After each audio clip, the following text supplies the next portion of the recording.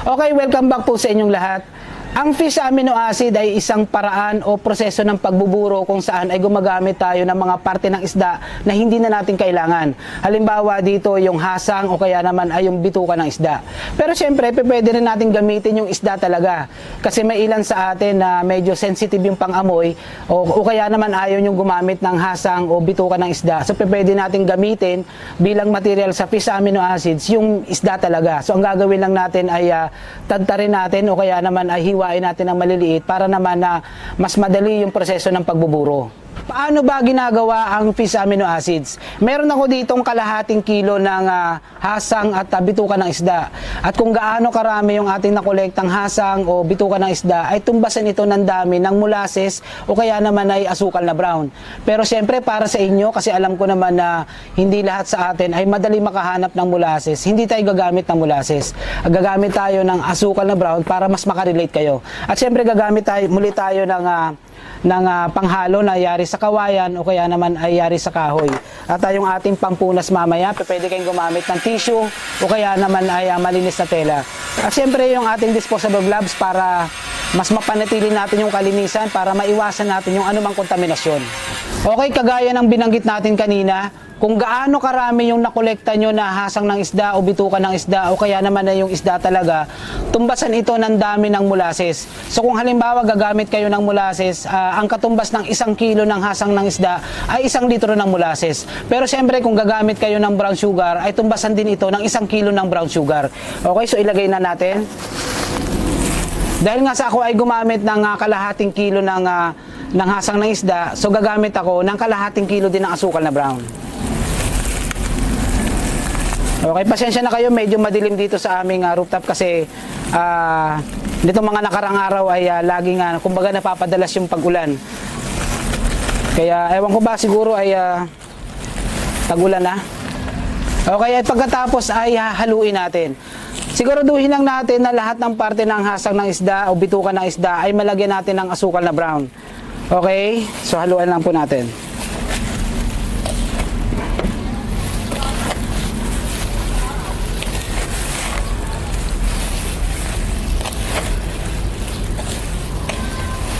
Mas maganda po kung tayo ay gagawa nito sa bahay ay gumamit tayo ng mga PPE. So hindi lang disposable gloves, hanggat maaari gumamit tayo ng face mask para kung sakali na mabahing kayo o maubo kayo ay hindi matatalsikan ng anong mga pwedeng maging sanhi ng kontaminasyon. Okay, at saka syempre gumamit tayo ng apron kung sakaling ayaw nyong matalsikan yung inyong damit. Okay, haluan lang po ulit natin.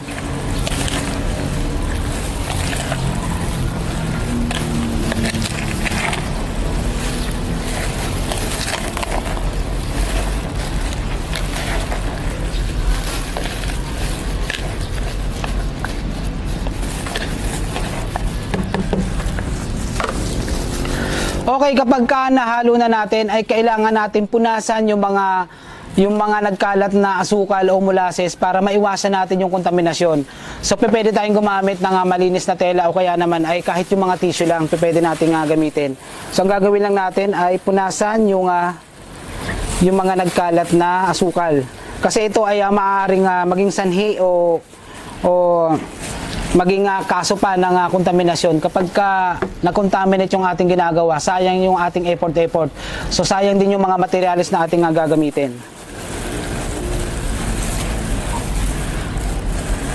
Okay, kapag nalinisan natin yung parte ng container na may mga nagkalat na molasses o asukal na brown, kailangan maglagay tayo ng pabigat kagaya ng ipinakita natin kung paano ginagawa ang FFJ at FPJ. So gumagamit ako ng net at malinis na bato para ma-press yung mga materyales na nasa loob at para hindi natin kumbaga maiwasan yung hindi pantay na pagbuburo.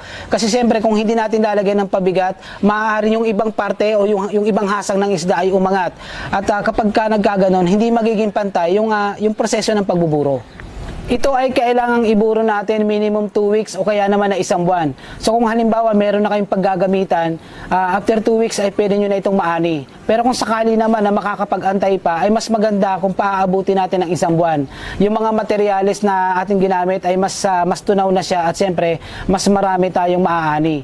Sa pag-aani ay kunin lang yung katas at isalin sa isang panibagong lalagyan, at kung tayo ay gagamitin na natin sa ating mga halaman, dalawang kutsara ng fish amino acids, ihalo lang sa 1 litrong tubig at pwede nyo nang i-spray o kaya naman na ipandilig sa ating mga halaman.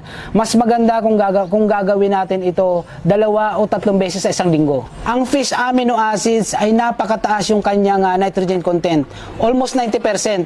At yung ibang natitirang porsyento ay andito na po yung phosphorus at iba't ibang uri ng amino acids. Malaki ang maitutulong nito sa kabuuang paglaki ng ating halaman, yung mabilis na paglaki, pagkakaroon ng mga berdeng dahon at yung kalidad ng ugat mas napapaganda.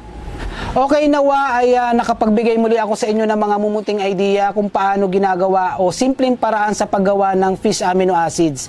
Ang mga ito ay mga organic fertilizer kagaya ng FFJ, FPJ at ito nga yung FAA, na ito yung maaaring pamalit na hindi na natin kailangan gumamit ng mga synthetic fertilizer o bumili ng mga chemical based na fertilizer. Kasi itong mga organic fertilizer ay pwede nating gawin sa ating mismong bahay at ang mga materyales naman ay andito lang din sa ating bahay. Magtanim ng gulay sa bahay dahil walang pinakamasarap, pinakasariwa, pinakaligtas at pinakamasustansyang gulay kundi ang ating sariling tanim.